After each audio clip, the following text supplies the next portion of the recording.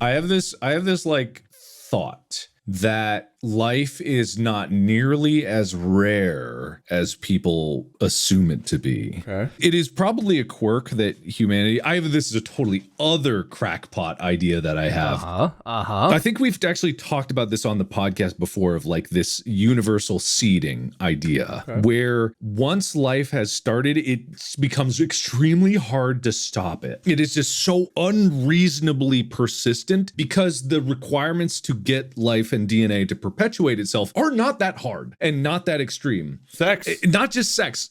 Life just kind of blooms. There was this old theory back in the day, like hundreds of years ago, it was disproven, but like for thousands of years, people thought that flies and maggots just spawned into the world out of dead matter. This was a theory. Oh, yeah. Okay. I forget what the name of it's called, but it's like when something is rotting, maggots just like materialize out of the rotting matter. This was really an accepted fact. If you let meat out long enough, maggots would just become. And for my thing, it's not necessarily that. Things don't just appear for nothingness. But when it comes down to DNA and that sort of thing, it is once DNA was made, whether it was first made on Earth or not, it is kind of one of those things where it's just so pervasive, you cannot get rid of it. Spontaneous generation, is that what you were talking about? I think, yeah, that was not what They I'm would talking just about right now. spontaneously generate in meat and stuff? Yeah, that was the old term. But when it comes down to like life, I'm not 100% convinced that the DNA that we have to this day originally came from Earth. The Earth is 4.6 billion years old. The universe is much older than that.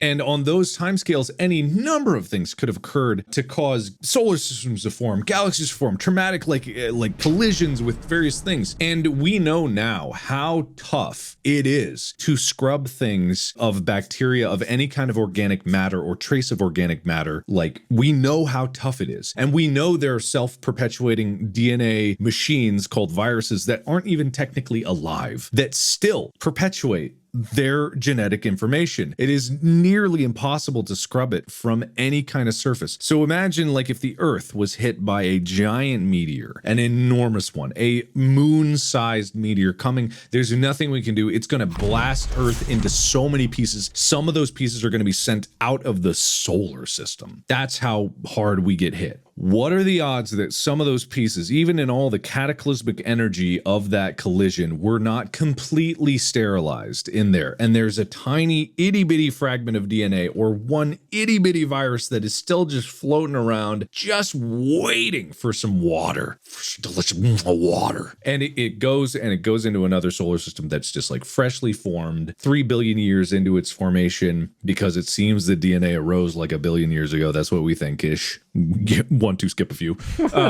And then this rock goes for, it's like the Cassini, like it's leaving the solar system. It goes for millions of years, it floats. But in the cosmic timescale, millions of years of flying is not that much. And it goes into a solar system. One of those rocks just happens to land on a habitable planet. Boom.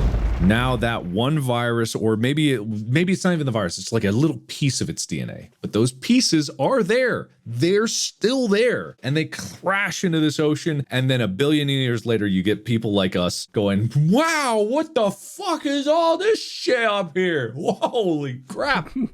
Who's to say that didn't happen to get life here? So Earth was like a perfect paradise, and then like a rock hit a long time ago, and it was like the flu, and everyone's like, we've achieved it, we've achieved perfection, and then like No, what happened? That's not what I'm saying. Shit. That's not the conclusion. I don't think that's what he was just laying out. I don't either. I just wanted to go there. Okay, fair enough. No, there was no life on it, but until then DNA got there, and it's like, oh shit, well, here it is. I've always thought humanity and life in general was more like the Flood from Halo or the orcs from Warhammer 40k than anything really sophisticated or elegant. So you're going with the humans are cancer or humans are a plague kind of, yeah. All life is. I mean, yeah, that's the broader point. Would you say, Mark, that you think life finds a way? Yeah, I do. Nice. Yeah, I do. Both earned a point. Don't get me started on my moon theory, though. Oh, Lord.